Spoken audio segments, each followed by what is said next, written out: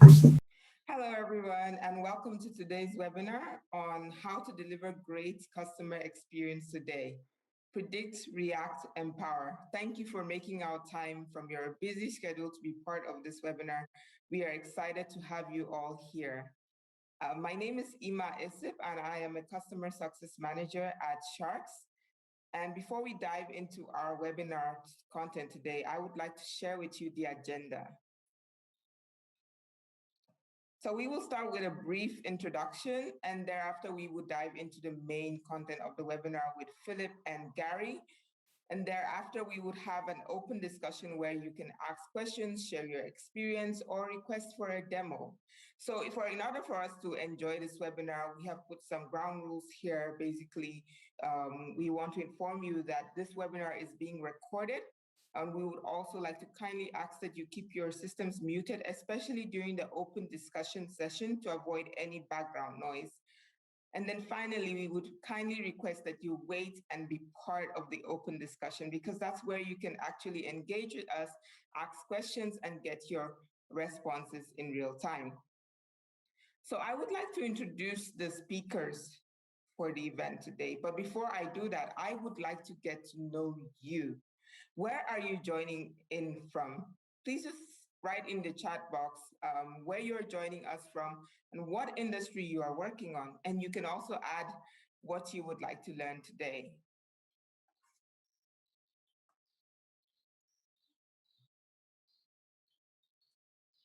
Nice to meet you. We have someone here from Houston, Texas in customer service. Amazing. From Dallas.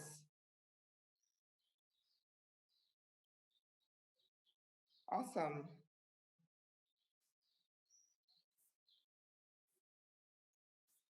Welcome to the webinars. Welcome, Stefan from Nigeria.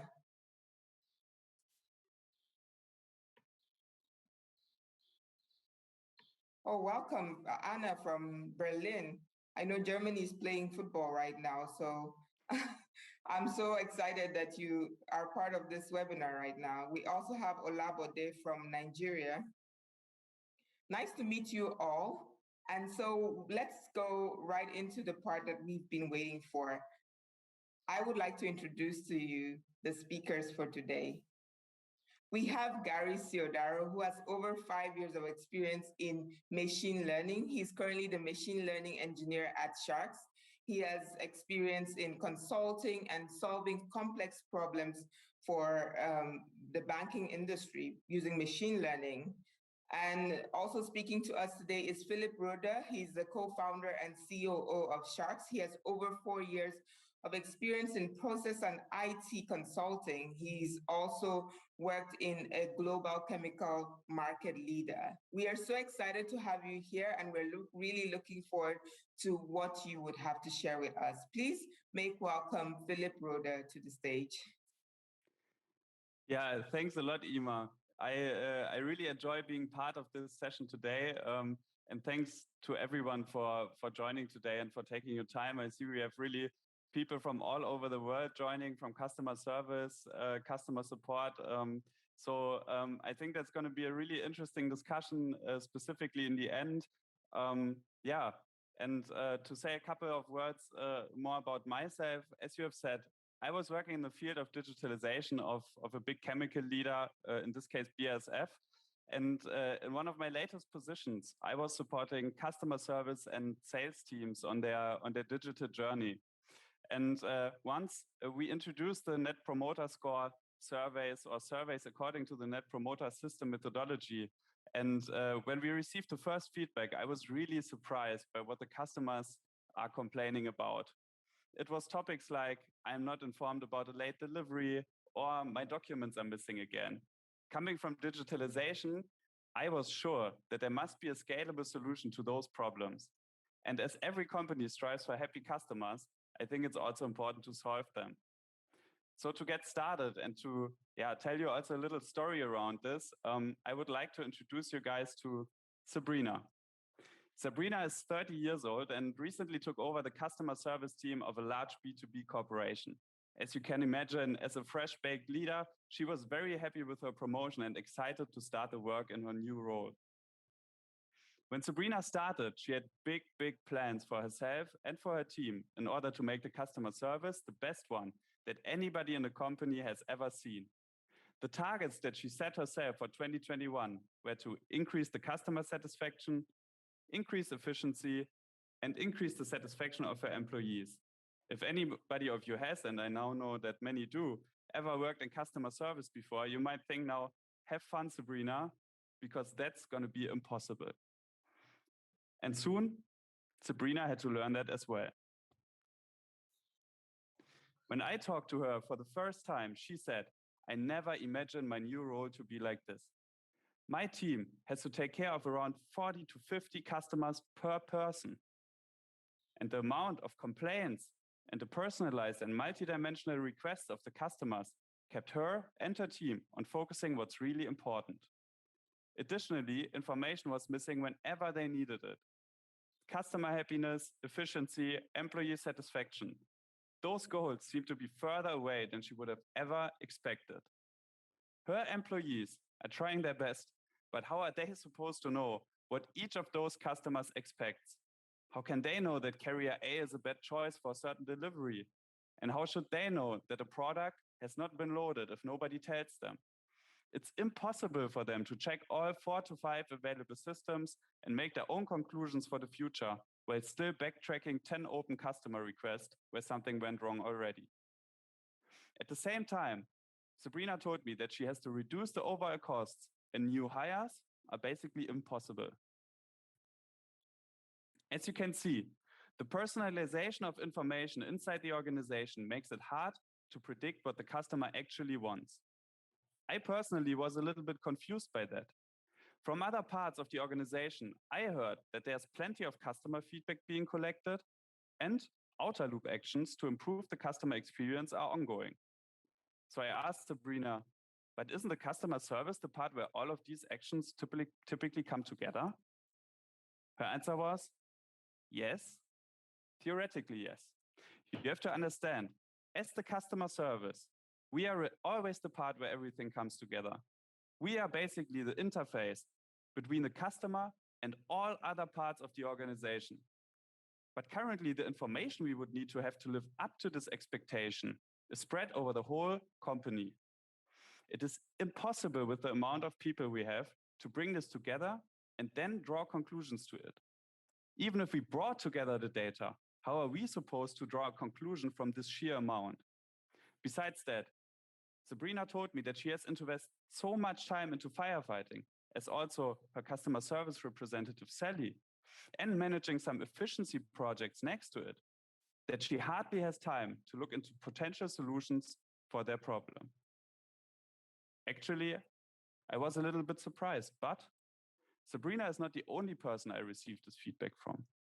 Unfortunately, the customer service, the backbone of a customer-centric organization, is often left alone with an information asymmetry, but full responsibility for an end-to-end positive customer experience. Data is spread over the whole organization, and information silos make it hard to impossible to get to the right data at the right point in time. From Sabrina's perspective, it is impossible like this to empower her employees in the way she would like to.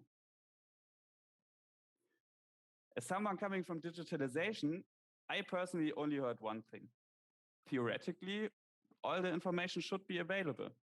So I decided to check with process experts and a couple of guys from IT. And actually we found it is. This was our starting point. We decided that we need to bring all the available data together and understand why customers are unhappy and how we can end firefighting by empowering employees as fast as possible. Together with a team of brilliant data engineers, we started looking into how we can bring this information together. And we did. As you can see here, we combined information from all available systems that might contain something relevant for customers. And we identified what the most pressing issue is. Based on customer feedback, complaints, transactional data, and more, we were able to analyze and identify specific expectations for each of the customers. In Sabrina's case, The most pressing topic we found at that point in time is the topic of delivery reliability. Let me talk a little bit about delivery reliability here. Back then, it was quite hard for a customer service officer to keep track of all ongoing deliveries in a simple manner. Besides the way the data was available, mostly it was necessary to search through deliveries for more than 40 customers every day. In case of questions, it was necessary to first contact transport management, who then contacts the carrier, who then replies to the transport manager, who then replies to the customer service officer, who then eventually has the chance to inform the customer about an upcoming problem, if it's not too late already.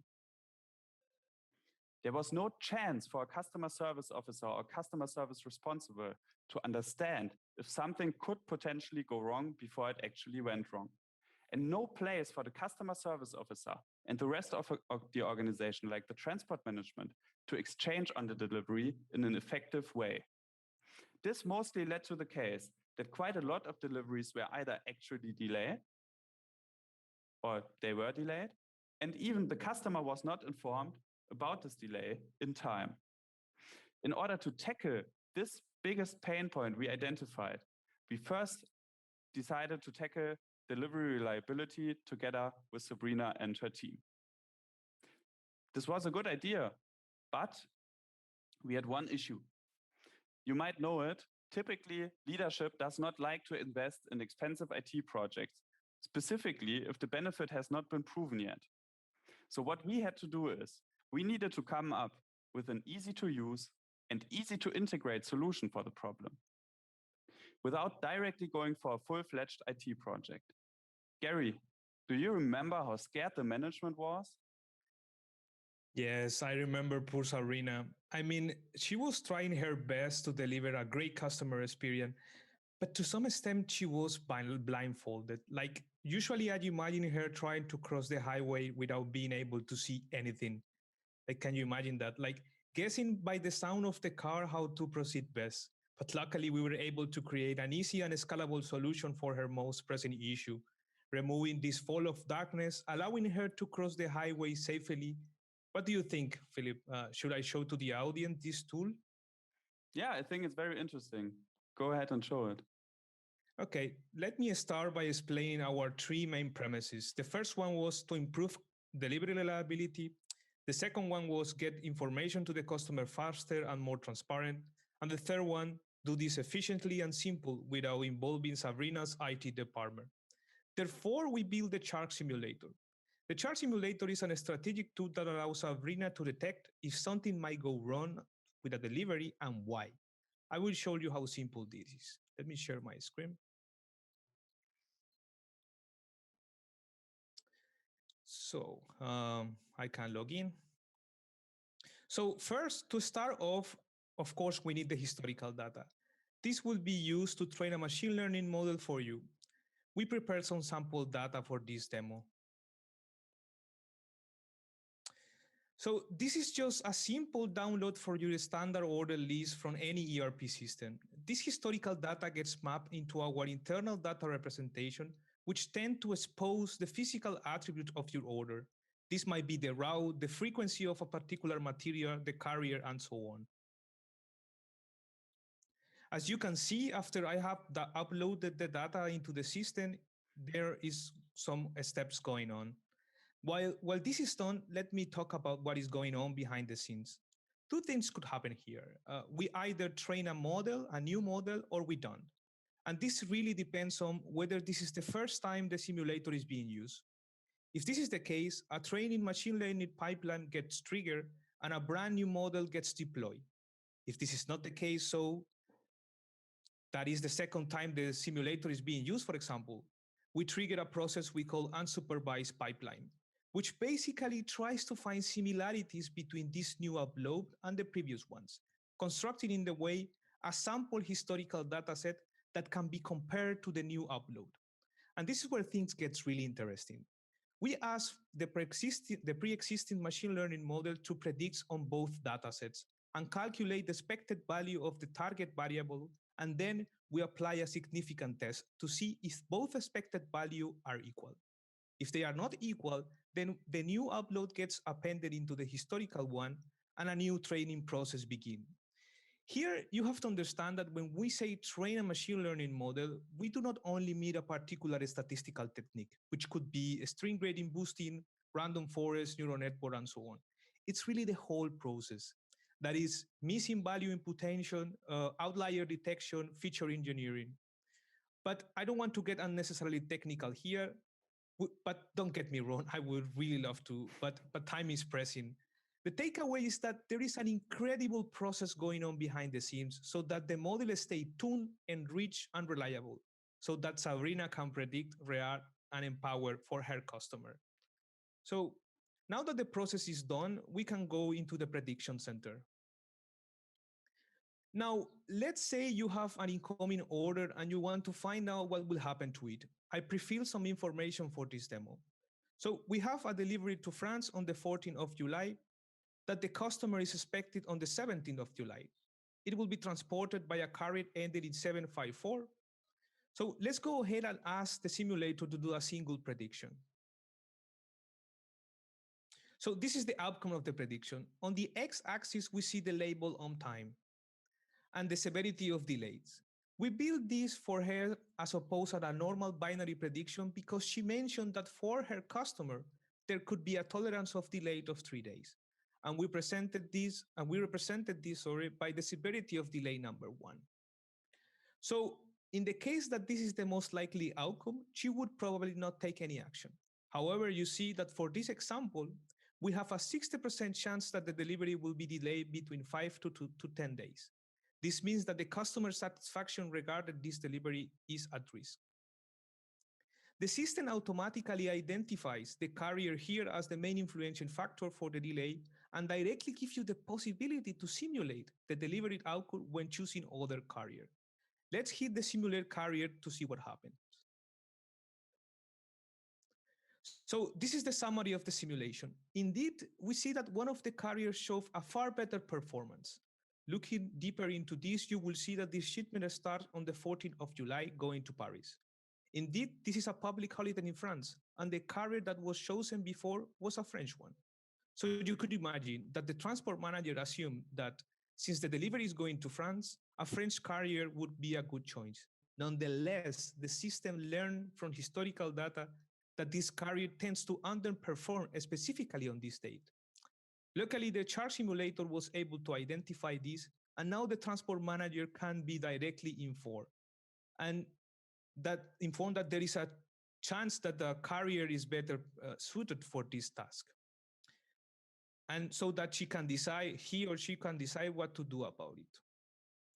But let's imagine now that for whatever reason, no changes are possible to the order. The chart simulator can be used to inform the customer directly that a potential delay could happen and that he or she needs to prepare to receive the required goods later. After creating this app, which can bring significant improvement right away, we were able to convince the management to completely automate the process and create the chart suite, which Philip will tell you more about. Thank you very much. I hope Sabrina is now crossing the highway of customer satisfaction safely, and that she remembered that charts gave to her the statistical edge she wanted to peek into the future for her deliveries. Back to you, Philip. Thanks a lot, Gary. Yeah, I mean, I love to see this tool. I still love seeing it, and I still remember this moment when we predicted this one delivery where we actually found, hey, there's something you wouldn't even have expected as a transport manager or also as a customer service officer. Delivery going to France with a French carrier seems the best choice in the first place, but really based on this simple download of ERP data, of order data from the ERP system, we were able to predict, hey, no, there might be a problem in this case. And yeah, there are many more cases like this. And I think that's what really also, as some not coming from digitalization, but not being a data scientist. And of course, luckily, we were able to solve this most pressing issue that Sabrina and her team had at this point in time. And actually, Sabrina was able to meet her task. She was able to do by using the power of data, where she's able to predict, to react, and most importantly, to empower her employees. And I think from the story that I just told about Sabrina, we can have some really, really important key takeaways on working in customer experience and specifically also working on digitizing customer experience. The first one is to trust your data. I think from this process we learn that it's really, really important that you trust the information that you already have available in your company. Even if you don't know it, at every part of the customer journey, your company and you're already collecting information about your customer. This information is available all over your organization, and it's possible to collect this information in a simple manner without any bigger IT project required. It can be used to increase customer happiness within your organization. And it does not matter here if we are talking about delivery reliability, like in Sabrina's case. No, there are many other cases that can be solved in a similar manner, talking about product quality, document availability, or even more. Data can support you in achieving far more than you would ever expect. I think the second thing that's very important here is to be customer-centric in everything you do. The needs of your customer should really define what you're doing and what you're not doing. As in Sabrina's case, we took the decision to really go with a simple solution. No big full-fledged IT project. A simple solution that can solve the biggest pain point of her customers. In this case, this simple solution already helped perfectly fine. Of course, there are other cases. There you would need to go one step further. Maybe build something a little bit more complicated. But I think the customer-centric mindset should also be kept in mind in this situation and really in everything you do. The third point, and I think this is also what a little bit the key takeaway also for this webinar is about. Empower on every level. Studies show that customer satisfaction is highly, highly dependent on your employee satisfaction. And employees are actually able to take their own decision if the required data is available. Data is the most reliable source for decision making. And if your employees have all the right data at hand, they will be able to take their own decisions fast and reliable. And this will in the end also improve the customer experience. Sorry. And by the way, working further together with Sabrina, we were also able to prove this. With the ongoing improvements that we did to the tool, we were able to increase the delivery reliability for Sabrina's customer base from 77 to 85%. We reduced delivery-related complaints from 340 to 0, and we were even able to increase the NPS score by 20%. In order to keep this process up for the whole organization, and as I said, maybe also for other problems than just delivery reliability, we developed an approach to solve upcoming customer experience challenges at scale. The first step is always to understand what makes your customer unhappy. Then we create transparency about it. So we show who's happy and who's not and why. And in the end, we solve it in a proactive and scalable manner. Now you're wondering, how would this look in a product? I can tell you, from a product perspective, that means first, we understand and analyze all the customer touchpoints and turn them into structured data. This is what the Sharks Collector does.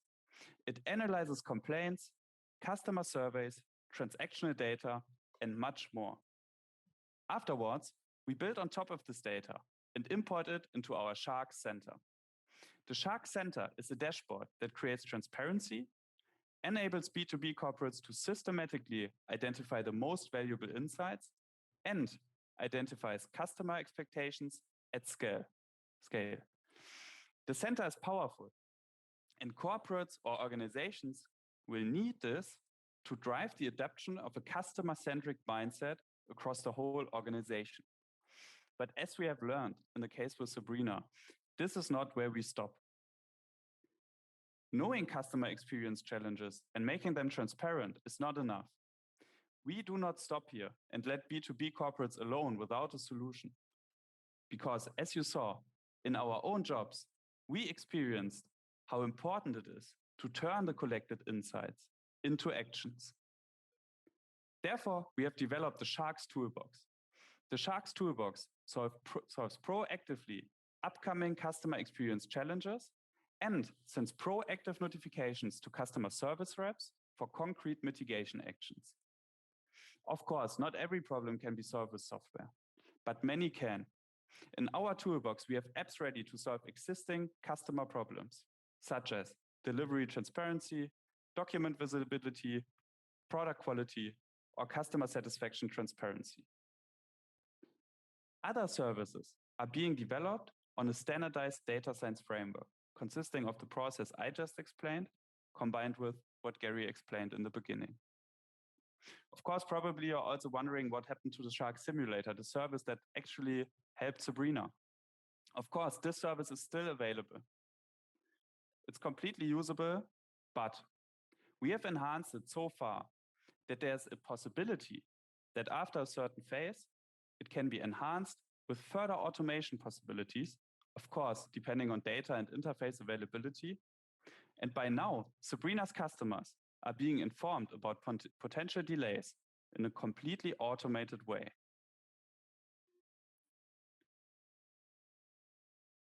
I want to thank you guys for your attention.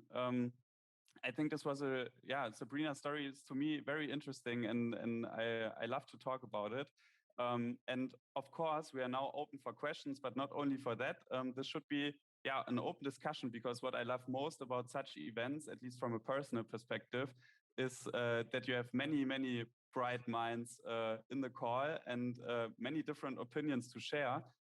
So we would be very happy if you would take the poll that will pop up in the Zoom, and of course also maybe share your experiences. So if anybody would like to share their experiences on what are the most pressing issues, what about how did you maybe solve them, maybe also in a digital way, we would be very happy to hear it. We would be very happy to discuss with you guys. And if you have any questions to me personally or to Gary, you can of course also ask them just in the chat or speak up. And of course, our contact details will also be shared afterwards, so you can get in touch with us. Thanks a lot.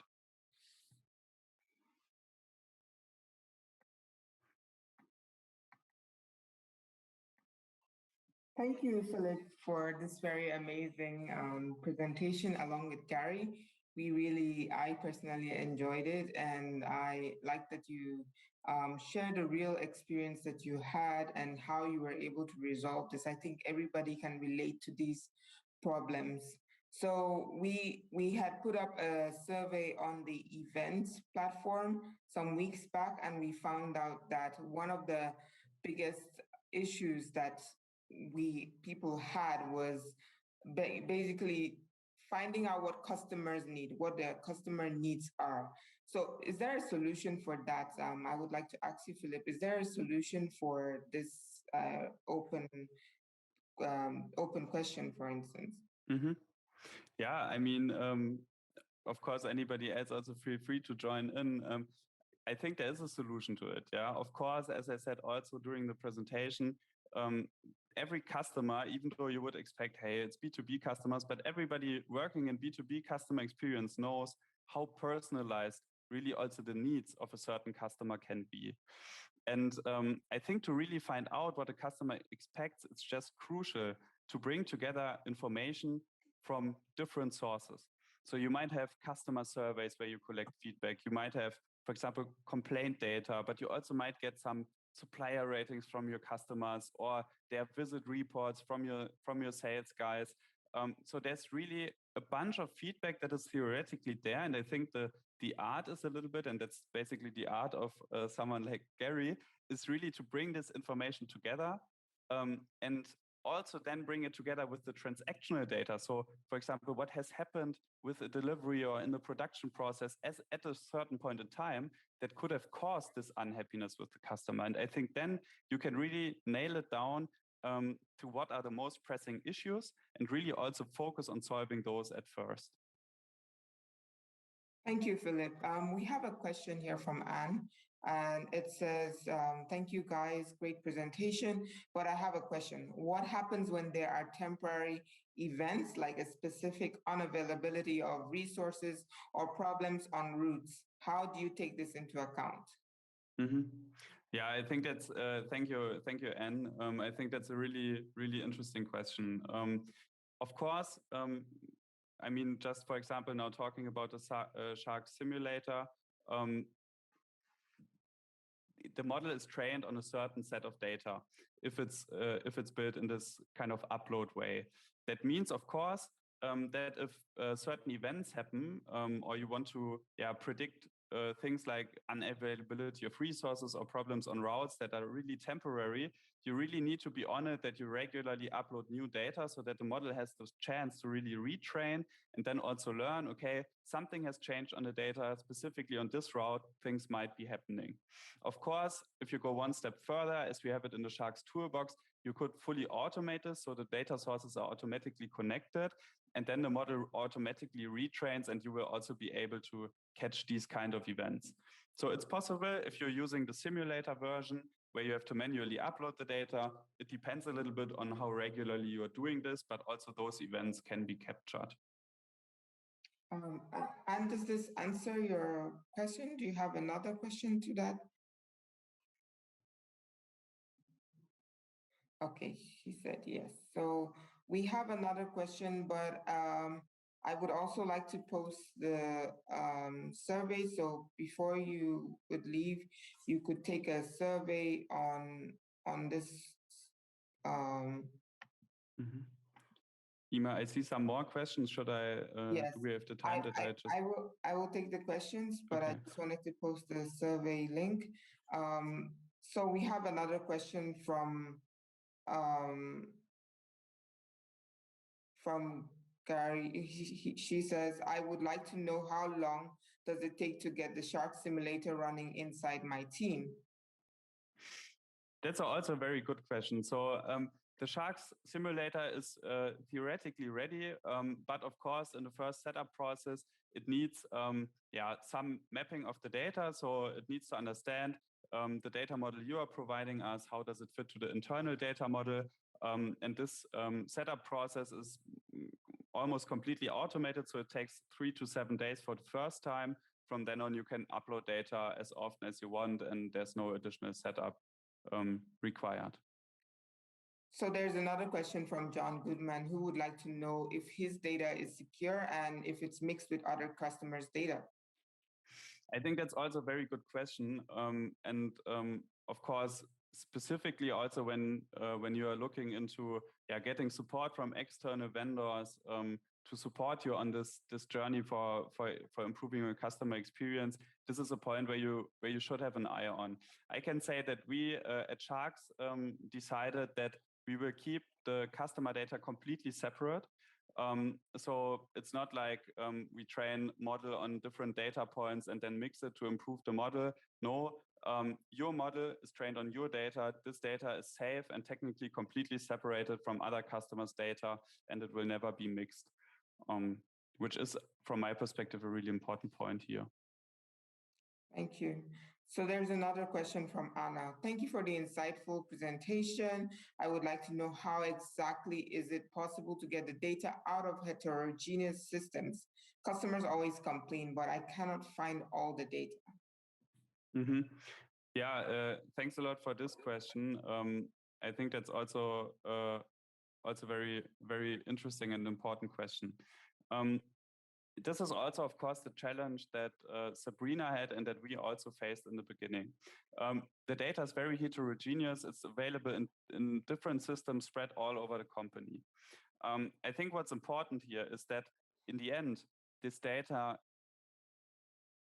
can be mapped into a quite homogeneous way. That means that you have some kind of customer feedbacks or scores that customers are giving to you, and so on. And those are spread over the whole organization. For us, with our experience, we by now know, okay, we have to look in the CRM tool, we need to look in the survey tool, we need to look in the quality management tool for complaints. And we are really able to take this data, and that's what a little bit what the Sharks Collector is also all about. We're really able to take this data, map it to our internal data model so that our pre-prepared models can understand what this data is about, and by that really making it homogeneous and structured. And I think that's a really, really important first step, talking about customer experience and trying to understand your customer. So very good question. Thank you for that. Okay, that was really good. Anna, does Philip answer your question, or would you like to add something to that? Oh, she said thank you. So I believe the question is answered. So we'll just wait for your questions. Does anyone have any further questions, comments, or would like to share an experience?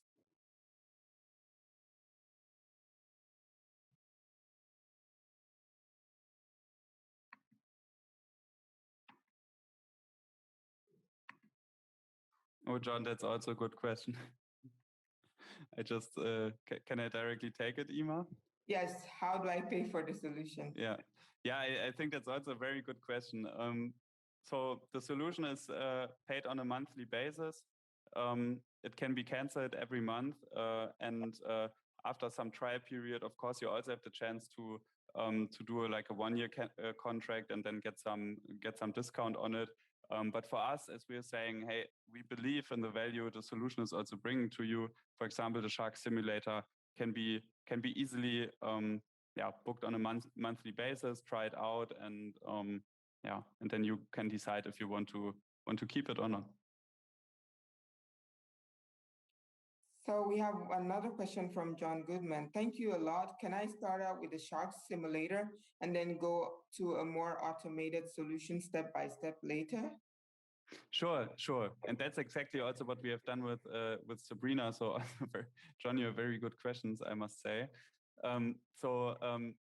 You can start out with the Shark Simulator. This is a really, really easy to use. So everybody in your team can upload the data, the models are being trained, and then you can predict your deliveries. Of course, depending on what's available from an interface perspective and so on, we can start further automating, for example, the part of the data collection, or we can at least automate the emails that are being sent to the customer, or to transport management even further. So this really can go step by step.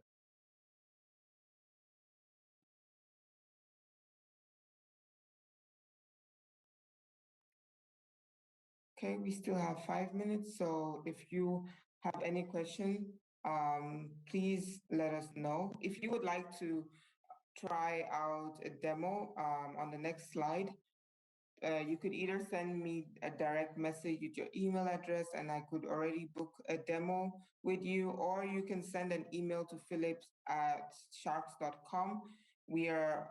You could try out the platform for free to see how it works and how it would work for your organization as well.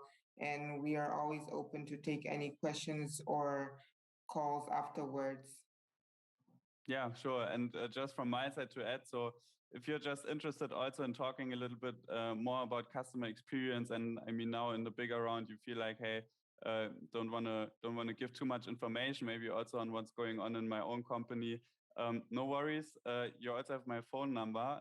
Just give me a call. We can have a loose discussion. Happy to exchange experiences. I think specifically in the customer service area, there's nothing more important than also building up a network together and really striving for the same vision and for the same goal. So feel free to contact me at any time.